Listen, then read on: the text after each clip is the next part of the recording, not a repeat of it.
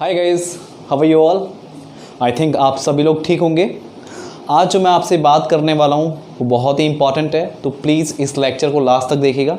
पूरी बात आपके काम की है और ढंग से इसको सुनिएगा और इस पर विचार भी कीजिएगा at the end of the video.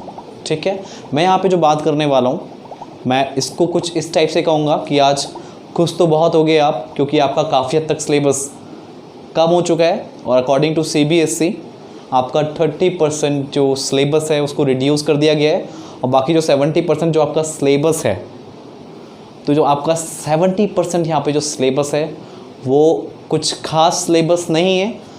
वो मैं आपको इतना बता दूं कि अगर आप उसको एट अ ग्लैंस पढ़ते हो और थोड़ी सी मेहनत करते हो तो आप उस सिलेबस को आराम से कवर कर लोगे। राइट, जो टॉपिक्स डिलीट हुए हैं मैं यहाँ पे उनका आपको एक स्क्रीनशॉट आप बैकग्राउंड में देख सकते हो। और अगर आपको जानना है कि कौन कौन से टॉपिक आपके डिलीट हुए हैं तो आप क्या करना, बुक के इंडेक्स को मैच करना। उनने इंडेक्स वाइज आपको लाइंस दे रखी हैं, ये टॉपिक्स हैं, और वहाँ से आप चेक कर सकते हो कि कौन कौन सी चीज़ें हट गई हैं। ठीक है, फिलहाल मैं उसकी बात नहीं कर रहा हूँ क्योंकि आप लोग चेक कर लोगे और आप लोग जानते हो इस चीज़ को, आप लोग काफ़ी होशियार हो।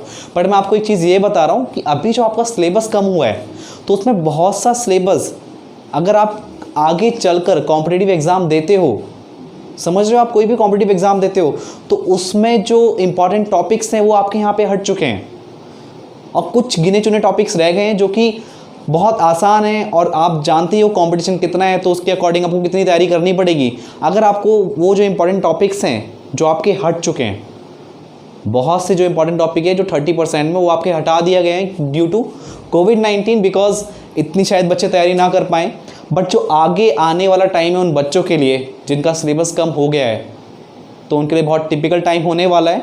मैं आपको डरा नहीं रहा हूँ, मैं आपको खाली बता रहा हूँ और हो सकेगा तो आप इस पे at the end of the video विचार विमर्श करिएगा जो मैं यहाँ पे कहना चाह रहा हूँ।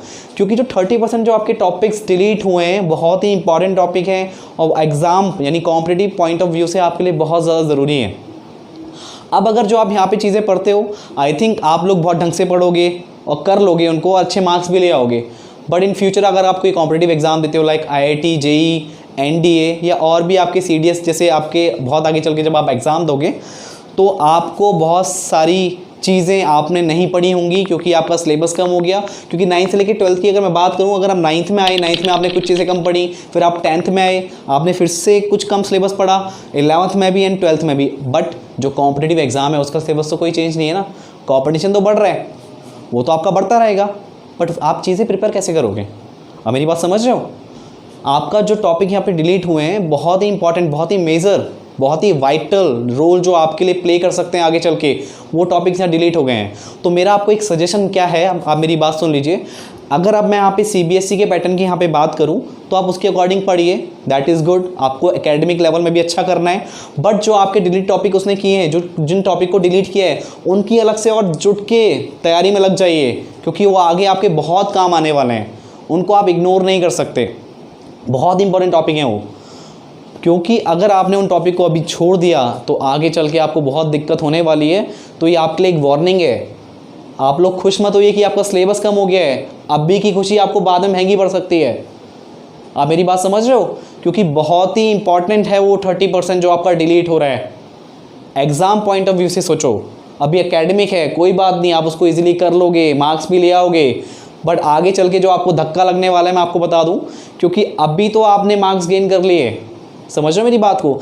इवन आप खुद सोचो कि लोग 90%, 95% तक लेके आते हैं जो आपका सिलेबस है, उसके बाद भी अगर कॉम्पिटिटिव एग्ज़ाम देने बैठते हैं बिना तैयारी के, भले ही उसने 90 और 95% लेके आया हो, तो क्या वो अच्छे मार्क्स कॉम्पिटिटिव एग्ज़ाम में गेन कर पाता है?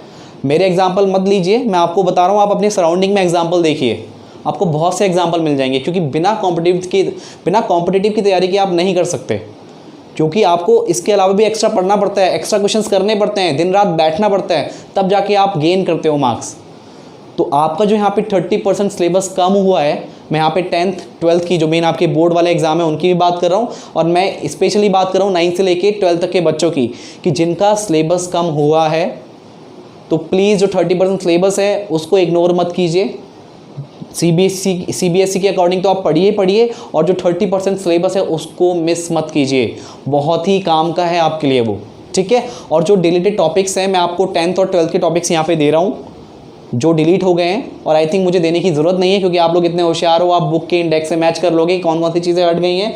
बट मैं आपको इतना बता दूं, मैंने जब उसको एनालाइज़ किया तो वहाँ पे आपके बहुत से जो मेजर टॉपिक हैं जो आपके आगे आने वाले टाइम में काम आ सकते हैं फॉर कॉम्पिटिटिव पर्पस, वो बहुत सारे टॉपिक डिलीट हो चुके हैं। तो अगर आप उनको छोड़ देते हो तो आपके लिए वो खतरे की घंटी है। आई थिंक आपको मेरी बात समझ में आ रही होगी। तो मैं बस आपसे यही कहना चाहता था, उन टॉपिक्स को नज़रअंदाज मत कीजिए, आने वाले टाइम में आपके बहुत काम आने वाले हैं। तो आज की वीडियो में बस इतना ही। Thank you.